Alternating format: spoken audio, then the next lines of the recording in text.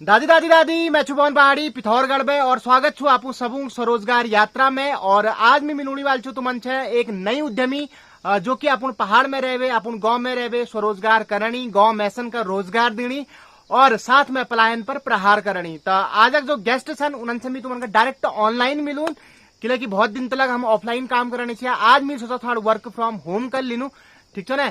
तो स्वागत करनू हम रामनगरा के नवीन उपाध्याय जुनक। नमस्कार नवीन जी, बहुत बहुत स्वागत है आपका स्वरोजगार यात्रा में। नमस्कार, मेरा नाम नवीन उपाध्याय है। मैं रामनगर तहसील के क्यारी गांव में रहता हूँ।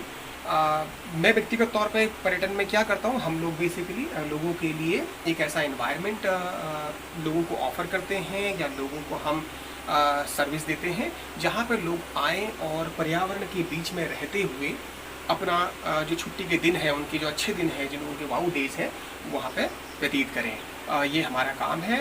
साथ साथ हम स्कूल एजुकेशन के लिए बहुत बड़ा काम कर रहे हैं। लोग आते हैं यहाँ पे, स्कूल के लोग, बच्चे जो आउटडोर एजुकेशन के लिए इन जंगलों में, इन जंगलों के आसपास वन्य जीवों की स्टडी करते हैं। ये हमारा छोटा सा परिचय है। तो नवीन जी, सबसे पहले तो हमारे दर्शकों को अपने बारे में बताइए और अपने इस खूबसूरत क्यारी गांव के बारे में बताइए। क्यारी गांव बेसिकली जंगल के बीच में बसा हुआ है। जैसे आप अगर इसमें देखें, ये कॉर्बेट राष्ट्रीय उद्यान है। इसके ठीक बफर जोन में हम इसको कह सकते हैं कॉर्बेट का पूरा लैंडस्केप है। यहाँ पे क्यारी गांव बसता है। क्यारी गांव बेसिकली जाना जाता है बहुत ज़्यादा। बहुत पहले अगर मैं कहूँ तो यहाँ पे खेती अच्छी होती थी, पर जैसे जैसे समय बदलाव हम लोगों ने स्वीकार किया, उसके हिसाब से इसको जाने जाने लगा पर्यटन के दृष्टिकोण से। हम लोग पहले खेतीहर लोग थे, मेरा परिवार आज भी खेती करता है, लेकिन हम लोग आज खेती से हटके पर्यटन व्यवसायी हैं। अभी हम लोग पर्यटन व्यवसाय करते हैं और हमें तकरीबन 10 साल इस व्यवसाय को करते करते हो गए हैं। अभी वर्तमान में जो ये चेंजेस आए हैं, ये चेंजेस हमारे आसपास के बदलते परिवेश को देखते हुए आए हैं। यही इस जगह का एक छोटा सा परिचय है। बहुत खूब नवीन जी, बहुत खूब। नवीन जी, अपने स्टार्टअप के बारे में कुछ बताइए, कैसे ये काम करता है, कैसे इसकी शुरुआत हुई? क्या आप पहले से ही पर्यटन के क्षेत्र में थे या फिर इससे पहले कुछ और क्या करते थे? 10+2 कर लेता है आज की परिभाषा में, वो फिर उसके बाद रोजगार के लिए सोचना उसका लाजिमी बन जाता है। रोजगार के लिए सोचना कहाँ जाएं, क्या करें। के दौरान जब मैंने अपने काम किया, लोगों के लिए मैंने काम किए, तो ये समझ में आया कि क्यों नहीं, जब उत्तराखंड में ऐसी पॉसिबिलिटीज़ पैदा हो रही हैं कि हम कुछ छोटा सा क्रिएट करके लोगों को एक अच्छा एक्सपीरियंस दे सकते हैं। बीइंग उत्तराखंडी, अपने गाँव में रह के लोगों को अपने गाँव के दर्शन करा के, अपने परिवेश के दर्शन करा के, अपने गाँव के दर्शन करा के, ये करना मेरे लिए बहुत ही गर्व का बात है।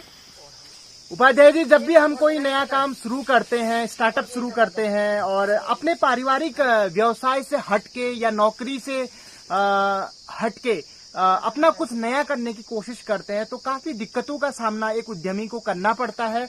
कई विरोध से झेलने पड़ते हैं, कई लोगों की सुननी पड़ती है। तो आपका इस बारे में क्या अनुभव है, जरा हमारे साथ शेयर कीजिए।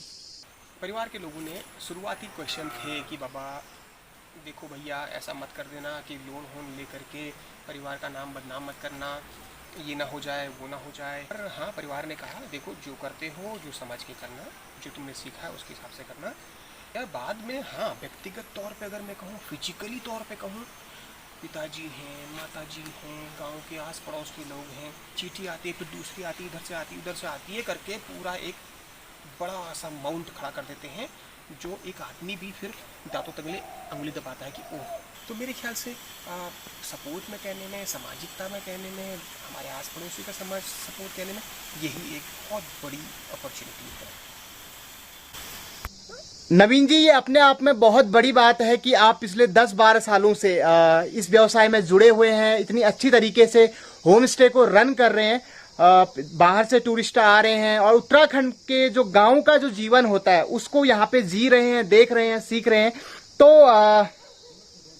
आप इस व्यवसाय में इतना अच्छा कैसे कर पा रहे हैं? लोगों को ये कैसे बताएं कि हाँ, हम लोग ये हैं, गांव के लोग हैं, लाइफ टाइम यहाँ रहे हैं, जंगली जानवरों से पूरा रिश्ता है, जंगली जानवरों के साथ निभा रखी है, और उस निभाई को हम आपको बताएंगे as a guide, as a पर्यटन व्यवसायी।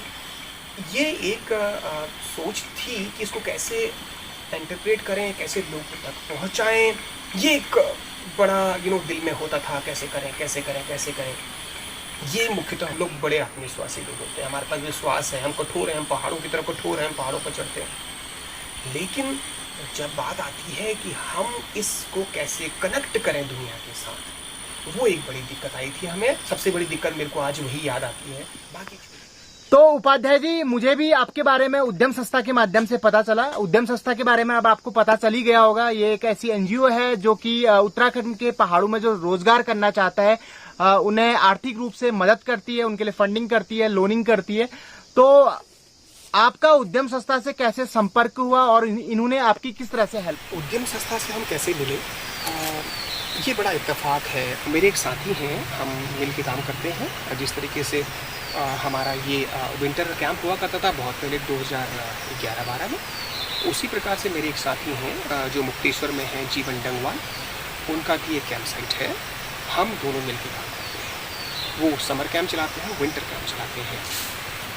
उनको किसी प्रकार से पता चला कि अच्छा, उद्यम एक ऐसी संस्था है जो लोकल स्थानीय लोगों के लिए स्थानीय स्तर पे, यानी गांव में गांव के लोगों के लिए गांव के स्तर पे कुछ व्यवसाय में मदद करना चाहती है। मदद ही नहीं, उनको मेंटोर से, यानी उनको और सुझाव देना, आगे उनका व्यवसाय कैसे आगे बढ़ेगा, क्या कर सकते हैं, उसको बढ़ाने के लिए क्या क्या कदम उठाने चाहिए, वो कार्य करने के लिए वो तैयार है। और उन्होंने पहले स्तर पे उनके साथ प्रारंभ भी किया। जब उनके स्तर पर उन्होंने किया और उनको बहुत अच्छे फाइनेंशियली जो हर्डल्स होते हैं आज की डेट में, मैं कहूँ किसी ऐसी संस्था जिससे आप पैसा लेना चाहते हो, चाहे वो बैंकिंग हो, नॉन बैंकिंग सेक्टर हो, गवर्नमेंट सेक्टर हो, प्राइवेट सेक्टर हो, हमेशा कुछ चीज़ें बड़ी दिक्कतें आती हैं कि आपका ये पेपर है क्या, वो पेपर है क्या, ये नहीं है क्या, ये है क्या। जबकि आपके पास करोड़ की प्रॉपर्टी हो पर आपको वो 2 लाख 3 लाख के लोन में थोड़ा सा दिक्कतें आती हैं, जबकि वो एक प्रोसीजर है, गवर्नमेंट प्रोसीजर है। उन्होंने मुझे बताया कि ये हर्डल कतई भी नहीं है, बहुत सिंपल है और बहुत शुरुआती कदम है और आप आराम से इसे कर सकते हैं। तो उनका बहुत अच्छा अनुभव रहा और उनके लिए, जीवन डंगवाल जी के लिए, उन्होंने व्यक्तिगत तौर पर प्रयास भी किए, अपने सर्कल में प्रयास किए उन्होंने कि इनको अच्छे लोग मिल पाएँ और इनका व्यवसाय बढ़ पाए। उसी क्रम को चलते हुए मैं यहाँ तक इस व्यवसाय को मदद बढ़ाने में उनकी मदद ले पाया। फिर वो लोग यहाँ आए, उन्होंने देखा कि अच्छा हाँ, ये बड़े जेन्युइन लोग हैं और हम उनकी प्रोसेस है, बहुत ही जेनेरिक प्रोसेस है, बहुत ही अच्छी प्रोसेस है। वो लोगों को देखते हैं, उनसे बात करते हैं, उनके प्रोडक्ट के बारे में समझते हैं, उनके 2-3-4 राउंड में इंटरव्यूज़ करते हैं कि क्या वो इस कार्य को करने के सक्षम है। अगर व्यक्ति में सच्चाई है तो वो निश्चित है उसको हेल्प करते हैं। हेल्प ही नहीं करते, बाद में लोन देने के बाद वो उसको मदद भी करते हैं ताकि उसका व्यवसाय, चाहे वो दुकान हो, चाहे वो आम जो भी व्यवसाय हो, चाहे वो चक्की चलाने का काम हो, पशुपालन का काम हो, चाहे वो टूरिज़्म की मैं बातें करूँ, टूरिज़्म यहाँ बड़ा शब्द है, इसकी बातें अपने अपने स्तर पर करें।